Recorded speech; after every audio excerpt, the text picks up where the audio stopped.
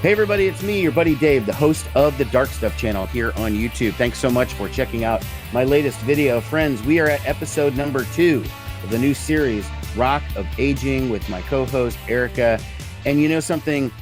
I will keep telling you what number episode it is, maybe until we get to double digits. So we're in number 2, and I'll point that out for a little while longer. Hope everybody enjoyed the first video, or at least saw the first video. It is out now. So Erika, hey, how are you doing?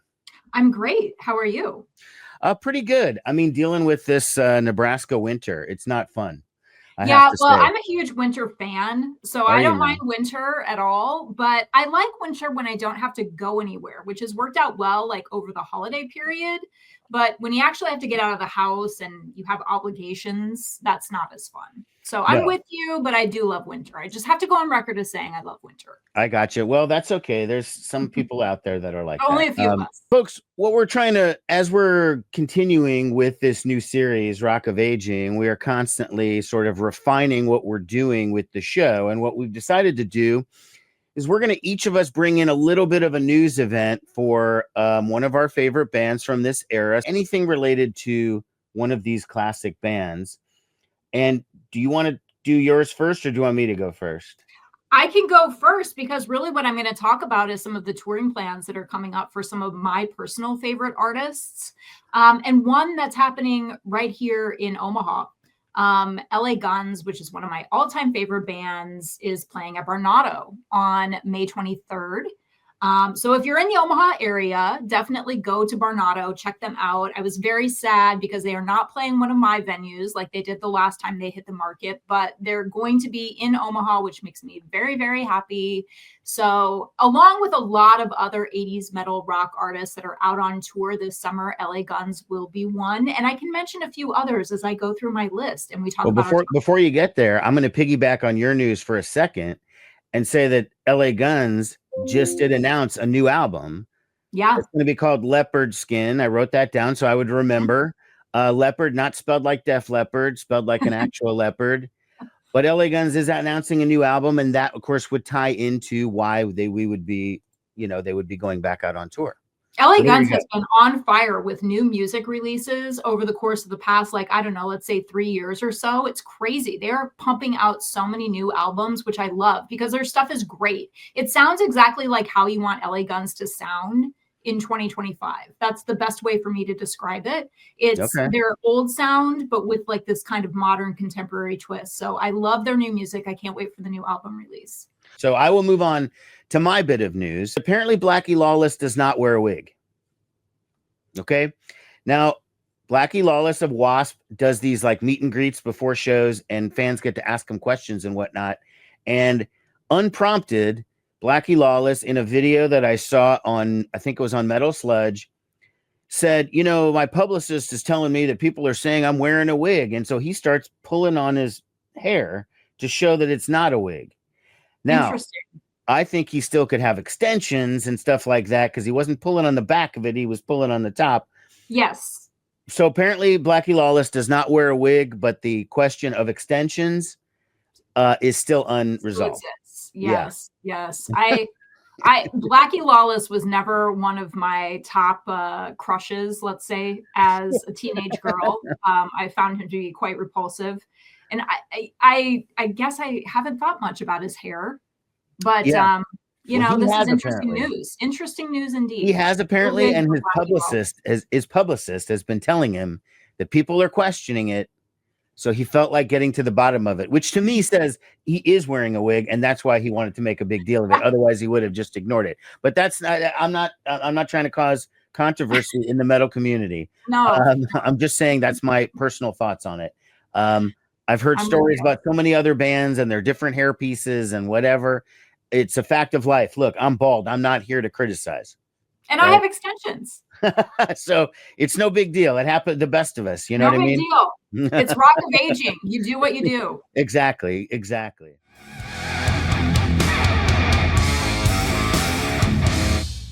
So, all right, let's get to the topic at hand. So everybody is familiar with the idea of the Big Four. Okay. It's known as the Big Four of thrash, the 4 biggest thrash metal bands of the 1980s: Metallica, Megadeth, Slayer, and Anthrax. They have toured together as the Big Four. They are marketed as the Big Four, even though none of them actually called themselves the Big Four. They've become the Big Four.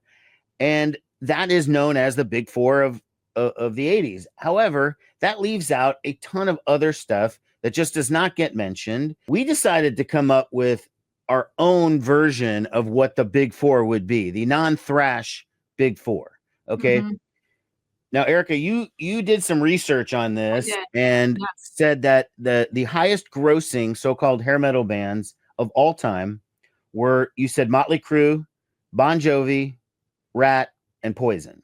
Well, apparently, if you Google top 4 hair metal bands of all time, if you throw that term in there, hair metal, that's what you come up with. You come up with those 4 bands that you just listed: Bon Jovi, Motley Crue, Ratt, and Poison.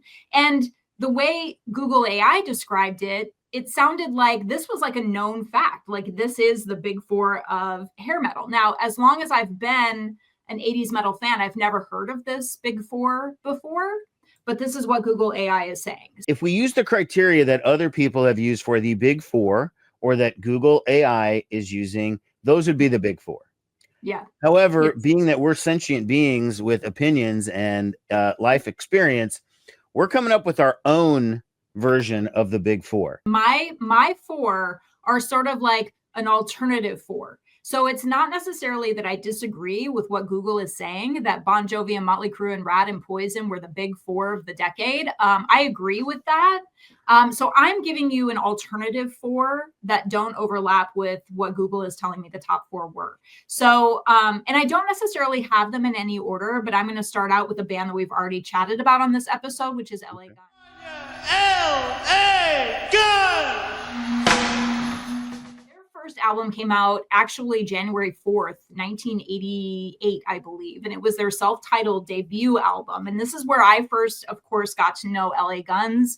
It was their first release. They were played all the time on MTV. Their second album, Cocked and Loaded, also a really, really great album, came out in 1989 and featured Ballad of Jane, which was, of course, a huge successful hit.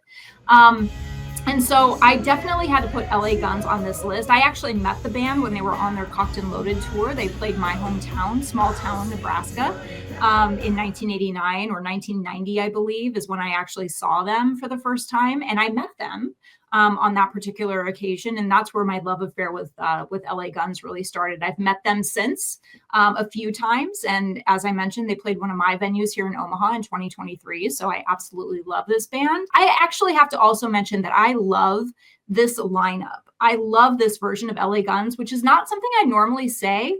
I think obviously I have a passion for the original lineups of any given band, but this LA Guns remix that features not only Phil and Tracy, but also Johnny Martin and Sean Duncan and Ace Von Johnson. I absolutely love this 5-some that they've put together. They're really, really fun to see live, and they create some amazing music. So go see them if you can. LA Guns is definitely on my list. That's excellent. And you know what's funny is, for people who are outside of Omaha, so the venue that you just mentioned, Barnado, I saw Living Color there last year. And what's funny about it is, folks, this is a Bentley dealership and a rock club together. Okay. It's interesting. You've never heard of anything remotely like this before. It is a Bentley. That's not just a car dealership. I mean, only like top hip hop artists and people like that drive Bentleys. Like, that's for very, very wealthy people. So it's a Bentley dealership and a rock club, and it's just a completely unique, weird little space that does a lot of these kinds of shows. What's that? In a strip mall. In a strip mall. I too met LA Guns way back in the day. Maybe we'll do an episode recounting our stories of hanging out with them, because I met them back in the Cocked and Loaded days as well. California, Guns and Roses. So my first choice, I'm going to say Guns N' Roses. Now, I think that's an obvious one. Okay. I'm surprised it wasn't on the big grossing thing. Maybe they kind of people didn't think it counted, or maybe Guns N' Roses only had the one record in the 1980s, one full-length album anyways, Appetite for Destruction. But I chose them because I feel like the obviousness of they had such a massive impact. It was 1987 when the record came out, 1988 when it got big. It sat there for like 10, 11 months, just kind of middling, and then it really sort of took off. But I was kind of like, yeah, they only had the one album, and as big an album as that was, and as significant as that was, and as massive as it was, maybe they shouldn't count. But then I decided, why am I making up all these dumb excuses, to like just say that they count? Okay. And I have a prop here to show you. This is my OG cover of the first album with the original artwork and the skateboard sticker that was in the first pressing of the album. Now, not a lot of people have those, or if they did, they put it on their skateboard or something dumb like that. I never skateboarded, so I just saved my sticker, so I still have it fully intact.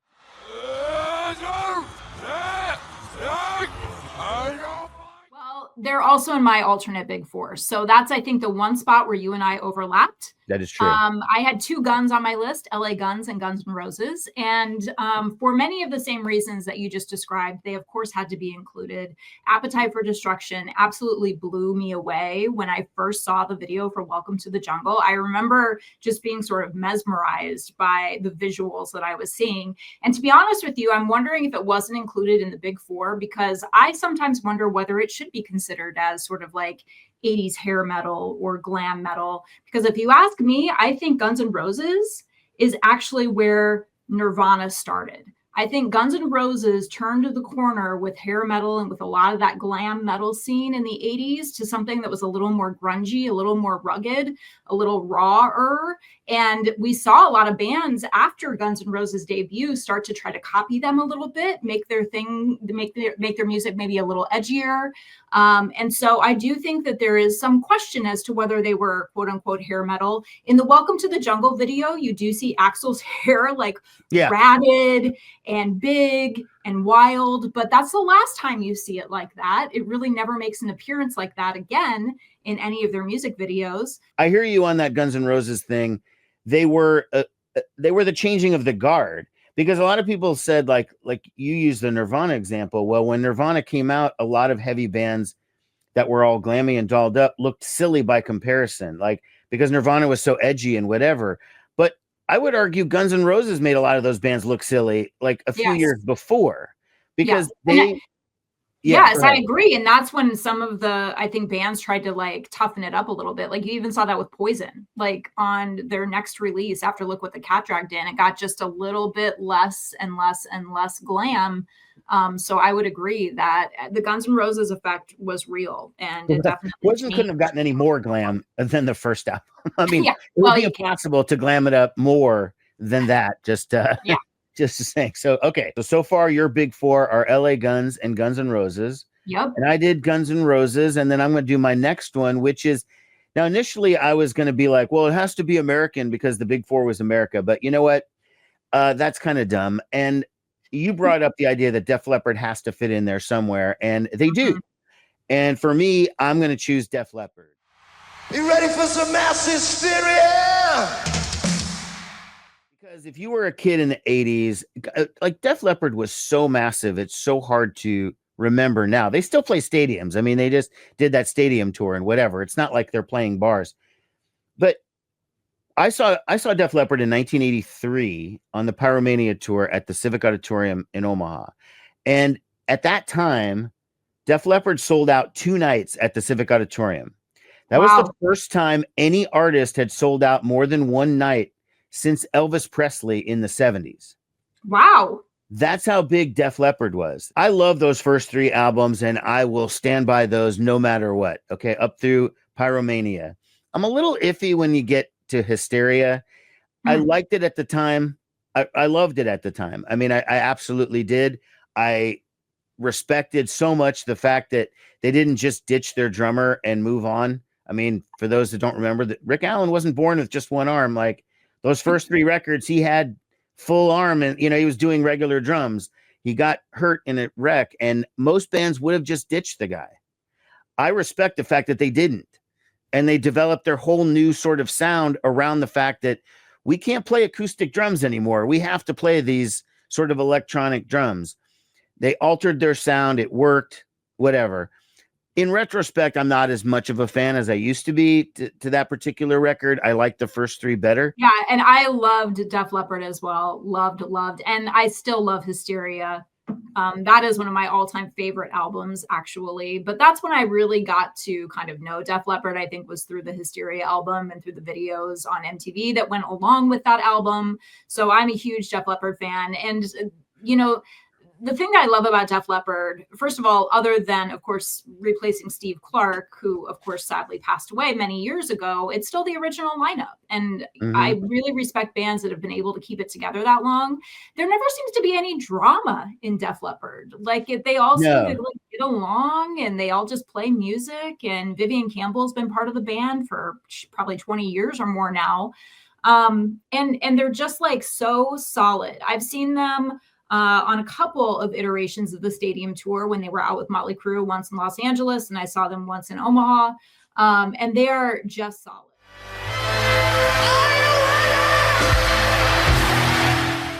My number 3 of the top 4, my alternative 4. I absolutely had to go with Whitesnake. I love me some Whitesnake. Their first album, by the way, was an EP, and it was called Snakebite, and it was released all the way back in June of 1978. I mean, I was 4 years old when this album was first released. So we're going way back. But let's talk about the real first album, their self-titled debut, Whitesnake, which came out March 30th of 1987.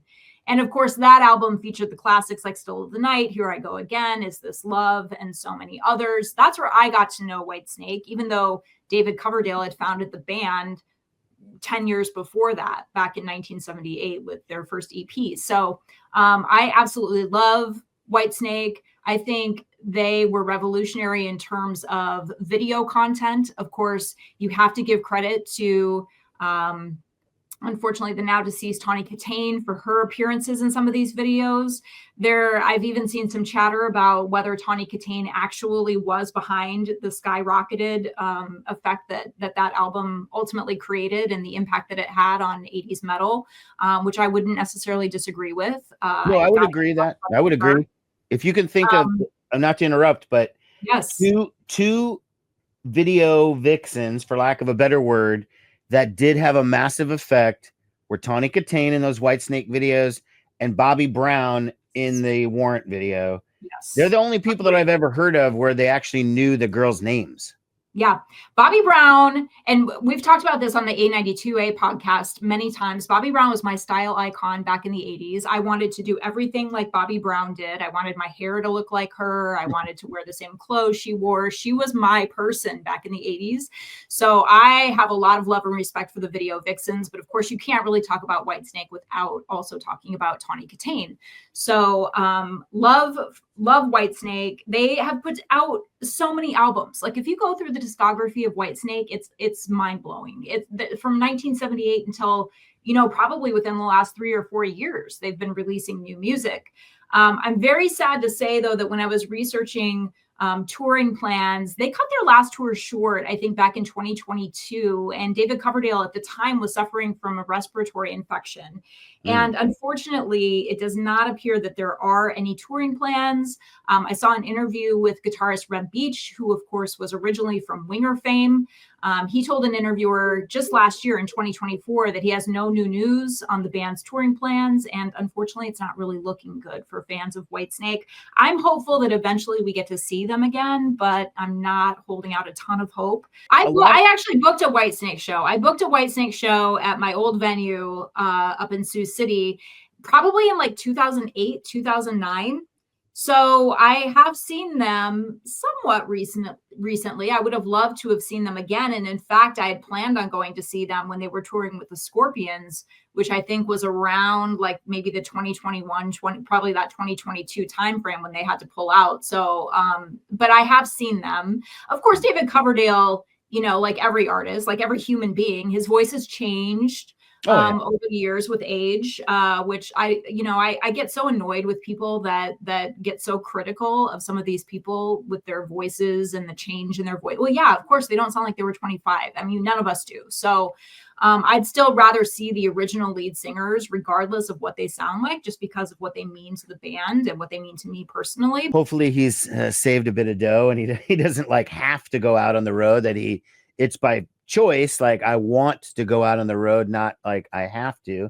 You always feel bad for some of these guys when you realize just how broke they wind up. And it's like, some cases, yeah, they got screwed by the industry, and you feel bad for them. Some of them, they just pissed it all away. They have 5 ex-wives, and they have, all this kind of stuff. And so it's sort of like self-inflicted. Let's go fucking crazy! On this one, I wasn't sure if I should use this artist or not. But when you chose Whitesnake, and they did have a history in a previous decade, I decided, okay, well, this opens up the floodgates. I can choose this particular artist. And I'm choosing Ozzy Osbourne. Mm-hmm. Now, yes, he was known as the singer of Black Sabbath from the 70s. So he didn't exactly start off the 80s as an unknown. He was fired from Sabbath in 79. His first solo album came out in 1980. But Ozzy forged a completely new path. His solo stuff was significantly poppier and catchier while retaining that sort of hard rock, heavy metal vibe. Everybody loves Ozzy's voice. And not only that, Ozzy is responsible for discovering 3 of the most significant guitarists in metal from the era, and that is Randy Rhoads, Jakey Lee, and Zakk Wylde. Mm-hmm. How do you land 3 of the top guitar players to all play with you? That's a significance in and of itself, just right there with that. Ozzy's got platinum album after platinum album. Every album he did in the 80s was a smash, even into the 90s with No More Tears. That was a big record as well. He brought out Motley Crue on a big tour as the opener. He brought out Metallica as an opener. He brought out Anthrax as an opener. He's brought out all these other groups. So he's supportive of the scene. So I think it's been possible to talk about 80s hard rock, 80s metal, non-thrash, whatever, and not talk about the significance of Ozzy Osbourne. I think he's often overlooked because I think people are reluctant to say he's definitely part of this scene because he has the history with Black Sabbath in the 70s, and he wasn't exactly new in the 80s. Mm-hmm. But I don't, who cares? I mean, he, as a solo artist, he was new in the 80s, and it is different enough from Black Sabbath that, I mean, he's in the Hall of Fame, the Rock and Roll Hall of Fame twice as a solo artist. And in Black Sabbath.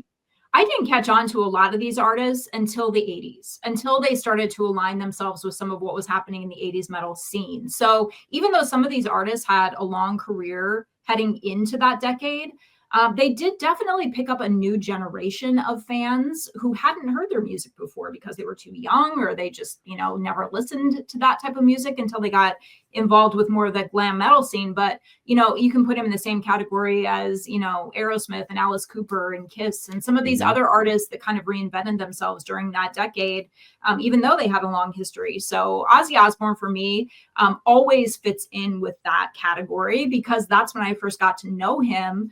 And then started listening to his older stuff. But I started out with like his duet with Lita Ford. Like that was one of my all-time favorite songs, Close My Eyes Forever. That was a great song. And that's where I really started to get into some of Ozzy's older stuff with Diary of a Madman and The Ultimate Sin and some of the other stuff that he released even into the 80s with No Rest for the Wicked. And I loved No More Tears. I thought there were some great songs that came off of that album. And that, of course, was maybe like early 90s, but still. The music industry went, when there was a split between Sabbath and Ozzy, the industry backed Sabbath and thought that was the winning hand to back, and that Ozzy was a loser and you would never hear from him in a year. Mm-hmm. And it didn't work out that way. Okay. I mean, he buried Black Sabbath in the 80s. I mean, the records with Dio were cool, but like they never were at the same level as Ozzy was after that point. So that's another thing, the perseverance, just the fact that he was written off by everybody and he ended up borderline dominating the decade. And you almost can't find a metal band from the 80s that didn't have a spin opening for Ozzy for a little while. He took out literally everybody. Absolutely. So And, you think about how he really turned himself into a brand. Like he had Ozfest for so many years. And then he had the Osbournes, the television show that was on MTV for many years. Like he really turned himself into almost like a caricature of himself where he was a brand. And well, you he can't lucked say out. that He about lucked a lot out of meeting Sharon Osbourne or Sharon Arden as she used to be. Yeah. He lucked out. I mean, like he would be that forgotten guy, but for her. Yes, You know, she definitely I mean, was. I absolutely believe it. I know everybody has stories about how difficult she is and whatever, but the fact is, she's maybe the most effective artist manager I've almost ever heard of. Just I mean, through how do you sheer manage force, Ozzy? through sheer force of will, you not only manage Ozzy, but you're married to Ozzy at the Oh, same time. yeah. God, that poor You never woman. get a break. It's not like you can be like, drop him off at home and then go back to your place and calm down for a minute. It's like, no, your place is his place. Like you're not getting away from Ozzy if you're Sharon. But no, that's my nomination for another part of the big four. It would absolutely be Ozzy Osbourne.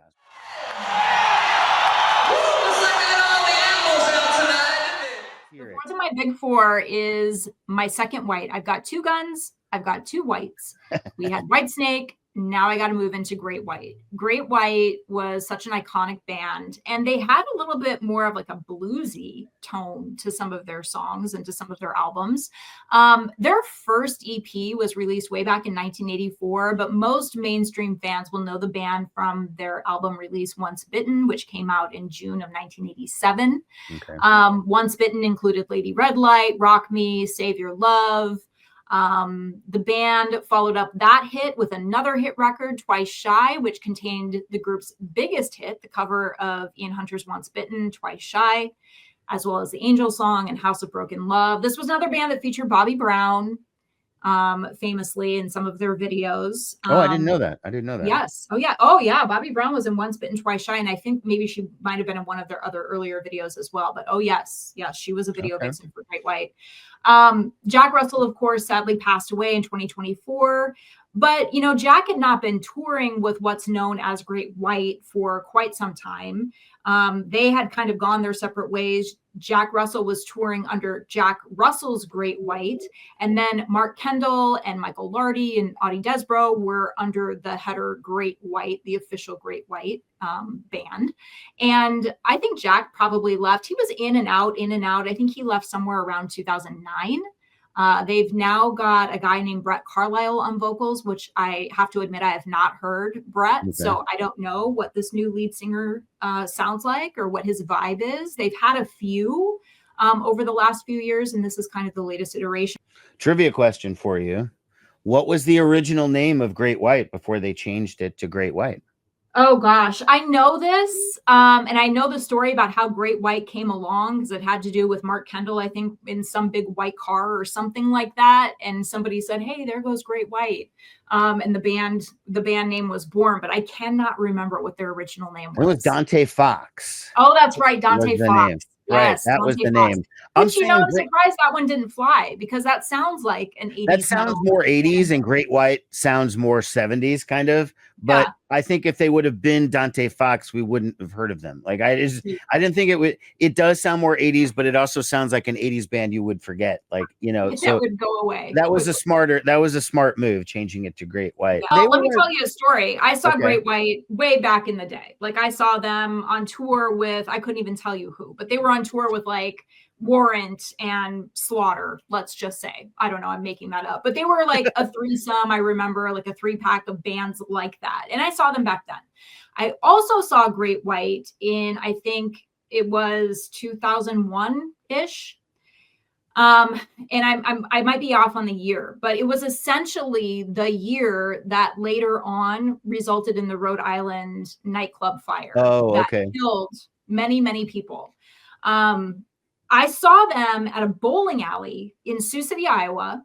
I remember thinking at the time in the small bowling alley with all of these Bud Light, like paper pennant flyers attached to the ceiling, and they're on stage and they've got this pyro. I remember thinking at the time, like, wow, that pyro must be like a special kind of pyro that doesn't like light things on fire. Yeah, that's not It's made so of weird fire. that they would be able to do that in this room with all these paper pennants hanging from the ceiling. And then literally like not more than 6 or 7 months later, the Rhode Island nightclub fire happened. I was very sad that Jack Russell passed away because he had such a distinct vocal talent. And he had suffered from a lot of health problems. And again, he hadn't been with the band for a long time, but you just can't deny like all of the hits that they had, all of the success. They were a wild band. And Jack Russell in particular was super wild. If you ever want to do a deep dive into that band, man, there's some crazy stories. LA's newest, hottest band, Ratt. And my number 4 is Ratt. Okay. Now they're in the normal big 4 of thing, or whatever the Googe A.I that we talked about earlier includes them in. I included them because Ratt was one of the first bands of this style that I liked. That was a new band that wasn't a holdover like Kiss or Alice Cooper or Van Halen or whatever that had already been around for a couple years. Ratt was new, and I loved them from Jump Street. I had Out of the Cellar, their first album, on cassette. I remember being at my grandma's house in Florida, sitting in her like lanai or whatever at her apartment, listening to Ratt, Out of the Cellar over and over on my Walkman, and just being like, this is the greatest album ever. I mean, it's like a greatest hits, that first album. I saw them on that first tour, open for Billy Squier, on the last Billy Squier tour where he could actually draw a crowd before his career was ruined by that video where he dances around in pastels. I saw them the next year at the Civic also. This time Ratt was headlining. Bon Jovi was the opening act. I saw Ratt again the next year in 1987. Poison was the opening act. I think that was the last time I saw Ratt. Their first 3 albums are nearly flawless. So Ratt for me was just very consistent. Their albums are great. It's not just the singles are good and then there's a bunch of boring album tracks. They were a good live band. They had great guitar players in Warren DeMartini and Robin Crosby. They were both really excellent. I think the bass player won. Crucier was a little bit of a dork on stage. He didn't really have the cool moves, but whatever. He was a writer and he did backup vocals, and so he was important for that. I do like Stephen Pearcy's voice. It's very limited in terms of his range, but I think the advantage in having a limited range like that is he never bothered trying ballads. Okay, so when you think of all these other bands that have their power ballad, Ratt didn't have a power ballad because Pearcy couldn't sing that like that. So I actually see that as an advantage. That's why those first 4 Ratt albums are so good, because they're not weighed down with anything dumb like or boring or whatever. I mean, the hint, I'm not a huge power ballad guy. They were like the first one I chose. It's like Ratt is there for me no matter what. Yeah, Ratt is great. And on 892A, we did interview Bobby Blotzer, the drummer for Ratt, who there are very few drummers that I can pick out. Like, as a non-musician myself, just as a music fan, like there are very few drummers that you can point at and say they had an impact on the sound. And for me, Bobby Blotzer is one of those drummers. I think his way of playing really added something to the Ratt sound.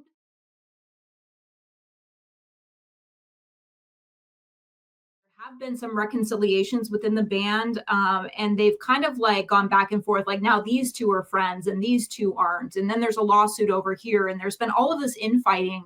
It sounds like now for the most part they're on the same page, but I think Warren DeMartini is kind of the outlier. Like, I don't think he really has any interest in doing anything with anyone, and so without him, you can't really get that lineup back together. Of course, Robin Crosby passed away many years ago, so he of course will not be part of the lineup, but the other 4 are still living. They're still out there. They're still playing music. I would love to see a Ratt reunion. That would be like my dream for 2025. And Pearcy's he's a weekend warrior. He performs on the weekends. They fly in. Everything is backline. They fly out the next day. He's not really doing hard touring anymore. It's not, none of them are. And I don't think that Warren DeMartini wants to do that. I think that would be a big obstacle to getting them back, is just his lack of interest. Yeah.